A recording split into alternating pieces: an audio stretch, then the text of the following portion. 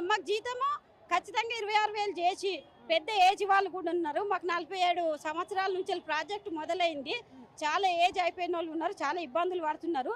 మరి ఇన్ని సంవత్సరాలు మా సర్వీస్ అంతా ఈ ప్రభుత్వాలు తీసుకొని మరి మా పిల్లలకు మా భర్తకు మేము ఏం చేసుకుంటాం?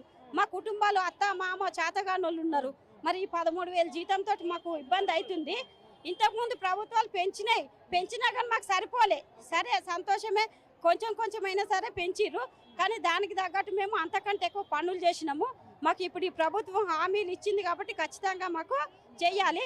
ఇలా 12 సార్లు ధర్నాలు సమ్మెలు చేయించుకునే బదులు మాకు ఏదో ఒకటి న్యాయపరంగా జీవో ఇచ్చి మీకు చేస్తున్నామమ్మా అని చెప్తే మాకు సంతోషం ఉంటుంది.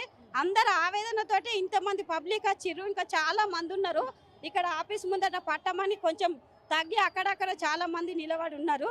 ఖచ్చితంగా మా వేదన తీసుకొని మాకు ఖచ్చితంగా ఇవ్వాలని ఇప్పుడు మేడం గారు మాట్లాడిర్రు. మాకు అది సరిపోలేదు. జీవో ప్రకారం రావాలి.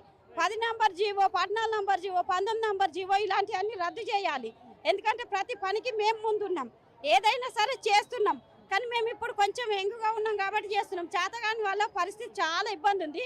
ఇదేదో చిన్న ఫోన్లు ఇచ్చిర్రు. ఈ చిన్న ఫోన్లలో జీబీ తక్కువ. మాకు ట్యాబ్లు ఇవ్వమని కూడా అడిగినాం. ప్రతి ఒక్క మంత్రిని ఎమ్మెల్యేను అడిగినాం కలిసినప్పుడల్లా. సరేనమ్మా సరే అమ్మ అన్నారు. సీతక్కకు కలిసిర్రు అక్కడ కలిసితే ఆ మేడం చెప్పే కాడికి చెప్పింది.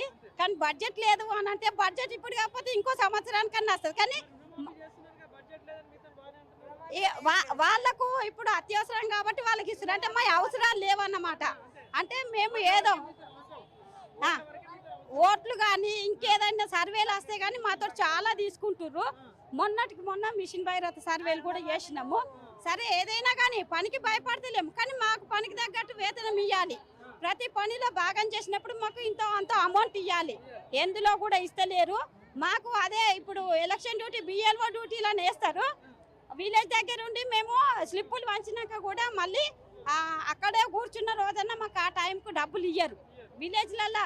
అదే టీచర్స్ ఉద్యోగాలకు వాళ్ళు ఈ ఎలక్షన్ డ్యూటీకి పోతే మాత్రం వాళ్ళకి 1,800, 2,000, 3,000, 4,000 వాళ్ళకి ఇస్తారు. ఇప్పుడు కాంగ్రెస్ ప్రభుత్వం వచ్చింది, కేసీఆర్ ప్రభుత్వంలో న్యాయం జరగలేదు మహిళలకు అని చెప్పేసి కొట్లాడిలో కాంగ్రెస్ ప్రభుత్వం తెచ్చుకున్నారు. మరి వచ్చిన గవర్నమెంట్లో అయినా మరి న్యాయం జరుగుతుందా మహిళలకి? మరి ఇక అంటే ఏదన్నా కానీ ఇప్పుడే కదా 4 నెలలు అని మాత్రమే చెప్తున్నారు.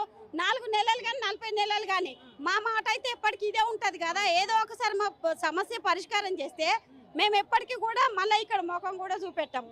మా పనులు మేము చేసుకుంటూ పోతాం. ఖచ్చితంగా ఏ ప్రభుత్వంలో ఇంతో అంతా పెంచిరు, కానీ వీళ్ళు హామీ ఇచ్చిర్రు సమ్మె కాలంలో అమ్మ విరమించుకోరి, మా ప్రభుత్వం వస్తే మేము ఖచ్చితంగా చేస్తామని అన్నారు.